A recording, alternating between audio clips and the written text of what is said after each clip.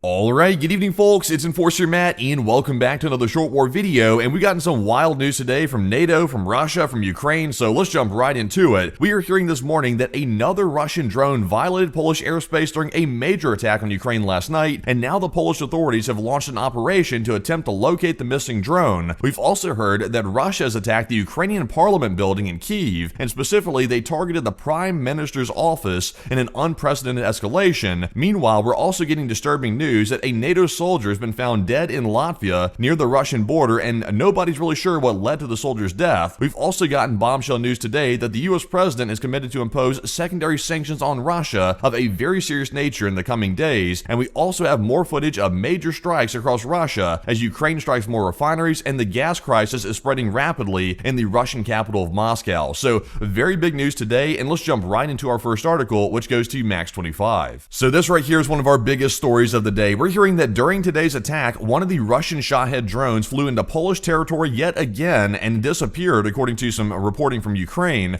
We're also seeing here that it is noted that Polish aviation was operating in the area, but there was no report of the drone being shot down. So once again, this is a picture of the Shahed drones right here. These were manufactured originally by Iran, but now they're being manufactured inside of Russia domestically. So that is the drone right here, which went into Polish airspace for I believe it's the third time now, and nobody's sure where this thing went. It disappeared on Polish radar, and it apparently crashed somewhere, or maybe it got away. Nobody's really sure right now, but the notable part is Polish F-16s were operating in the area when this thing went into Polish airspace, so it's begging the question once again, why is Poland not shooting down these drones coming into their territory, even though they have the air defense assets mobilized and also operational to shoot down these Russian drones? Nobody's really sure about that, but we do have some more information here in our next post, which goes to Visegrad 24. And right here we get the exact time in which this did occur, and we can see that Ukrainian military sources write that the drone entered Polish airspace last night from Ukraine around 1:15 a.m., so very early in the morning, and it flew toward the Polish town of Zamosk before it disappeared off the radar. And once again, Visegrad 24 did note this is the third time this has happened in merely weeks. So this is something that's happening very often, and also it's happening very recently. So to me, that does not look like a coincidence. I've been saying this the whole time. This looks like probing attempts by the Russian military, and I would say that it's happening so frequently now that it's really hard to dismiss that as a viable theory. But let's explore exactly where this occurred. This is in the Polish town of Zamosk, so let's take a look at our map here and see exactly where that is. And you can see right here on the map, in the middle right there where that orange pin is, that is the Polish town of Zamosk, and this is allegedly where the drone went that was flying from Ukraine and it was launched by Russia. And zooming in here, you can see there's Lviv down here in the bottom right corner.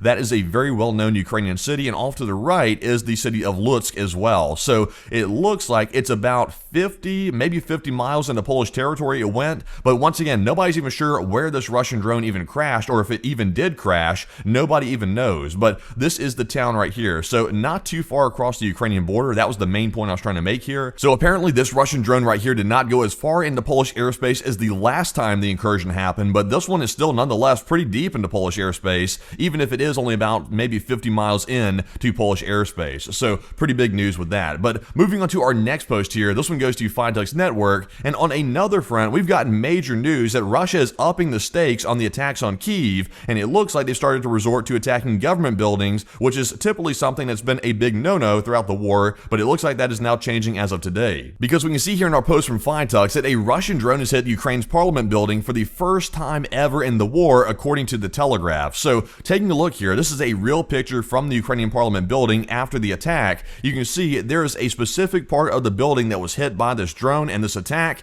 and that is a very, very important spot of the building. You'll find that out in just a minute. In our next post here, we're going to have some big information about that. But as you can see though, this was a pretty serious attack on Ukraine's legislative building, which is their parliament building, and this is the first time that's ever happened. That's typically something that's been off limits for the Ukrainians and also for the Russians as well when it comes to striking in Moscow and striking in Kyiv. So it looks like they're starting to push that line back a little bit further, which is not a good sign. But moving into our next post, this one goes to Visegrad 24, and we're learning that the exact spot on the Ukrainian parliament building that was hit was the Prime Minister's office of Ukraine. So it was not a random office, it was the Prime Minister that was apparently targeted in this attack, and this is obviously the largest Russian air attack of the war that targeted this Ukrainian parliament building. So naturally the Ukrainians are very upset about this, and now the Ukrainians are calling for strikes on the Kremlin in Moscow as a result result of their legislative building getting hit right now. So, like I said, this is a dangerous escalation because if these two sides start striking each other's government buildings, that could lead to some uncontrolled escalations that could lead them to use deadly weapons, even more deadlier weapons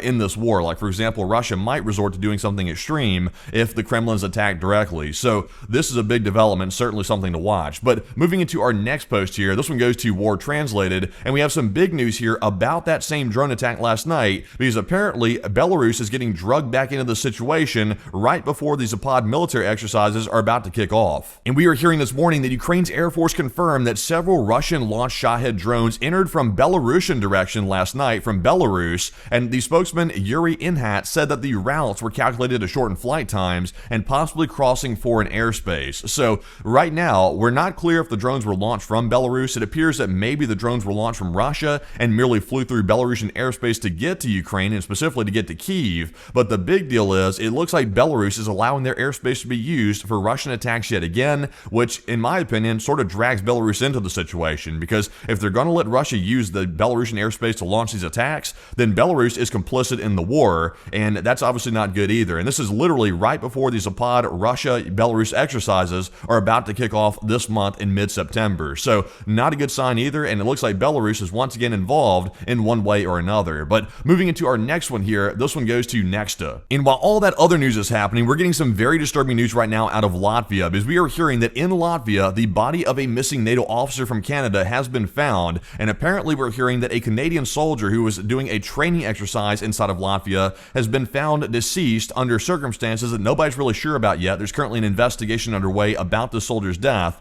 and we're hearing from the Canadian Ministry of Defense that they confirmed the death of its serviceman who went missing on September the 2nd, which was many days ago, during a NATO mission in Latvia. And according to the Defense Ministry, there is no threat to other Canadian troops in the region, and the cause of death is still under investigation by Canadian and Latvian authorities. And first off, before I go any further, I want to say condolences to this guy's family, because obviously this is a very tragic event right here, and obviously a very, very unfortunate circumstance that is taking place right here. But we do need to get answers to exactly what led to this soldier's death, because with it happening so close to the Russian border, it's too early to jump to conclusions. I'm not going to do that here on this video, but it's very disturbing it happened that close to Russian borders, and also it happened in Latvia, which has been the target of Russian operations in the past. So I'm very curious at what led to this right here. It's very vague right now, and of course the Latvians and Canadians are investigating, and hopefully they publish the results of that investigation, because many people have many unanswered questions about what led to this right here, because it's not the first death we've heard about in this area. So we'll be interested to see what that is. But once again, condolences to this soldier's family. But moving on from that very unfortunate news and moving on to a very big bombshell piece of news we have right now, we are hearing the US president is saying that he is ready for the second phase of sanctions against Russia, and he said that today. Unfortunately, I cannot play the video. It is of course from Fox News, and I do not want to have any copyright issues, so we can't play that. But basically, the US president had an impromptu interview with the press. The press asked him, "Are you ready to impose sanctions on Russia?" And the US president responded, "Yes, I am ready." And there's also a meeting taking place tomorrow between the US and also European leaders that will decide exactly what the plan is going to be to impose more sanctions on Russia. So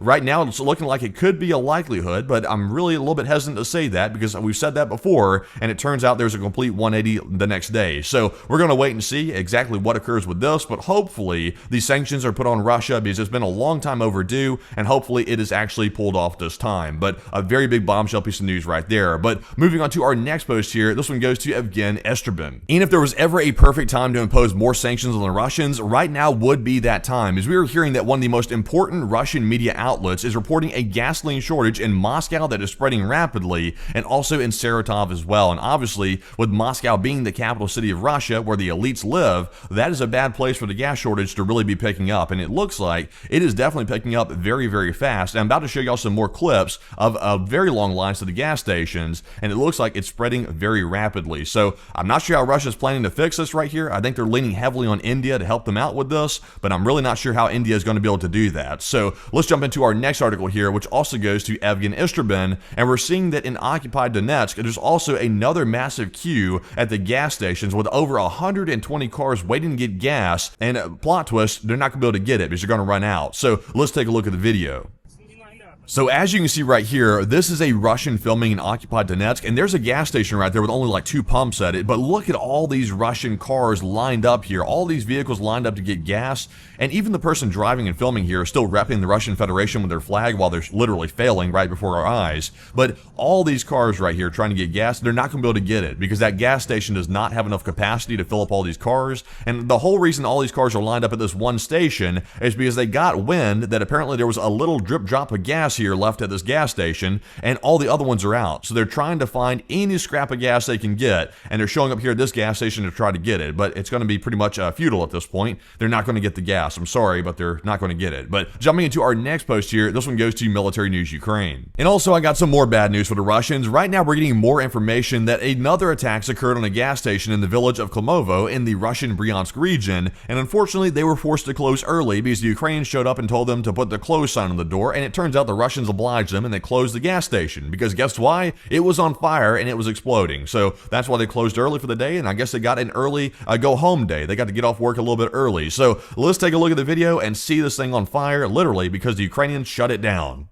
Oh, look at that. Very toasty right there. A very toasty gas station. Typically, you do not want any combustible material near your gas station, or you don't want fires at a gas station, but it looks like today they have broken the rules. I think they need to bring in OSHA because that looks like a violation right there. But as you can see, that gas station's been attacked in Bryansk, and that is not the only one. The Ukrainians are attacking gas stations all over the place because they are trying to cripple the Russian gas economy, and it looks like they're doing a damn good job of it too because the Russians are having a major gas shortage pretty much everywhere at this point. But jumping into our next one, this one goes to Ocean Technical. Also, in addition to gas stations, the Ukrainians are also attacking more oil refineries, and we've heard that Russia's Ilsky oil refinery is on fire tonight, which was last night, after a successful Ukrainian drone attack, and multiple explosions were reported at the refinery, and one of the largest in southern Russia is this refinery right here, with a major blaze seen shortly after. So right here, this is the actual picture showing you the strikes in the refinery, and this is pretty much a standard at this point. This is becoming a routine thing, and also here's another angle of it right here from another building. So there you can see it was definitely hit, and this plant right here had a capacity to refine 6.6 million tons of crude, which is about 132,000 barrels per day. So a very potent factory to take out, and once again that refinery is now out of action. But we also have here a video of it as well. We have a video of this thing on fire, so let's take a look at the video and see it burning to the ground as Russia weeps.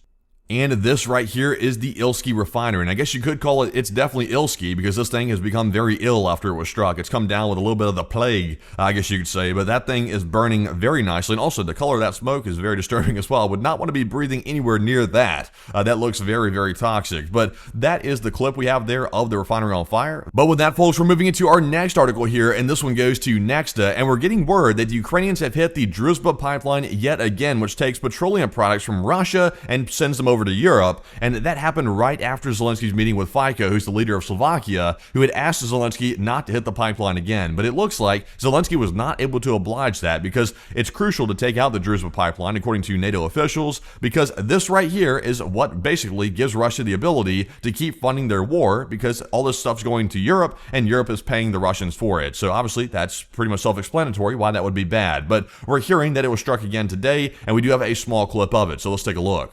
And there you have it, folks. There is the Druzhba pipeline being hit yet again by Ukraine. There's a massive fire right there on the left, and this is being filmed from what I believe to be a drone that's lurking around the area. And there's another hit right there on camera on the pipeline. So Ukraine is smashing that very potently, as you can see right there. And moving forward just a little bit, there's actually some air defense fire right there. I think that was air defense, actually, that exploded in the sky. But as you can see, though, many potent hits, and the pipeline, which is very big to Europe right now, is actually being smashed left and right. So a big event with that. But moving on to our next post here, this one goes to Null Reports, and we're hearing that Hungary, which apparently gets fed the oil from that pipeline, is saying that the overnight strike on Russian energy infrastructure did not affect the Druzhba pipeline or oil deliveries to Hungary. So I'll be honest, I'm not really sure if I believe that or not because those hits were very potent, and how would it not affect it? But Hungary's claiming that it didn't really do anything. So we'll have to wait and see if that turns out to be the case. But moving into our next post here, this one goes to World Source News 24/7. Yemen. And this is a pretty big piece of news right here that got many people living in the UK very freaked out this morning. We have seen that a test emergency alert went out to all phones across the UK about a few hours ago, and this was the alert that went out to everybody on their phones. And as you can see right here, it said severe alert. This is a test of the emergency alerts, a UK government service that will warn you if there's a life-threatening emergency nearby. So I'm not really sure what prompted this. Some people were speculating that maybe the war fears are prompting this test alert right here. Nobody's really sure, but it freaked people out. It got people very worried this morning that something was happening, but it looks like it was simply a test of the system. So obviously I don't live in the UK. I'm not sure how common this is right here, but it seems like with how the reaction was from people that this is not very common in the UK. So a very interesting action being taken by the government right there. But moving into our next one, this one goes to Anton Gerashenko. And this is another big piece of news right here. Y'all might recall that many EU leaders have been forced to land their planes without GPS and use paper maps because GPS is getting jammed across Europe right now, and it's believed to be emanating from Kaliningrad, which is obviously a Russian enclave. So we are hearing today that in just 4 months, nearly 123,000 flights, that is a hell of a lot of flights,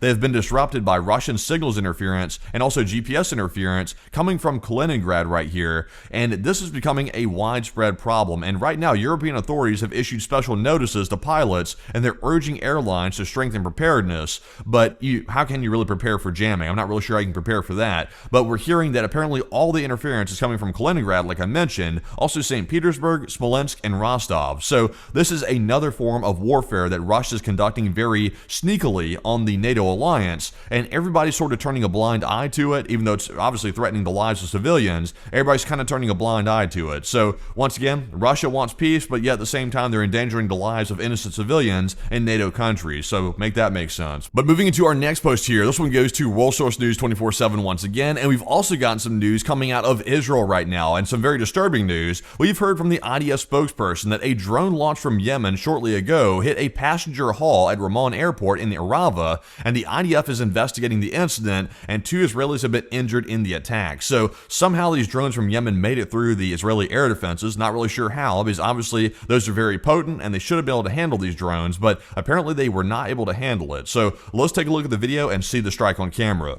So there you can see it. There is a strike right here on Israel by these Yemeni drones that came into this area. So we can only imagine it must have been the Houthis, of course, because they're the ones launching stuff at Israel, and it was hitting right there on the airport. So this has angered Israel a lot. Obviously, it's going to anger them because their place was attacked. But moving into our next post here, this one goes to Conflict Radar, and we've heard from senior Israeli officials that the Houthis should expect a harsh and unprecedented response from Israel of an unusual scale. So very large words being used there, and the Israelis, I believe, are about to rain hell down on Yemen, where the Houthis are staying. So that is a direct result of that attack that we just saw, and it looks like that is coming up very, very soon. So expect more missile strikes down there on the Houthis. But with that, folks, that is actually all of our news for this video, and obviously some very big headlines coming out today. Very crazy events happening right now. But before you go, folks, hit the like button and also subscribe to the channel as well if you already haven't, for more daily real-time updates just like this one. And obviously, we do the short war videos anytime there's big headline news during the day. And also, by the way, we will not be streaming today, obviously, which is Sunday, September the 7th, and we won't be streaming again until Thursday of this week that's coming up here. But please bear with us, folks. We'll only be off the air for about 3 days or so. We're off Monday usually anyway, so it's only 3 days off the stream, and I understand people get withdrawals from not having the stream. I also do myself, so we can't wait to get back to streaming yet again. But we will keep you up to date, though, with these short war videos while the Enforcer is on his trip to go try to relocate Enforcer HQ 3.0, so be sure to tune in for the videos in the meantime. And also, if you want to support us, you can support us on Patreon, and the link is in the description below for Patreon, where you can go over there and sign up for a monthly membership, and it can be as little as $5 a month. That still helps the channel tremendously, because we are crowdfunded by the viewers, and it's that viewer support that makes this all possible. But with that, folks, we will see you all in the next short war video, and with that, bye-bye for now.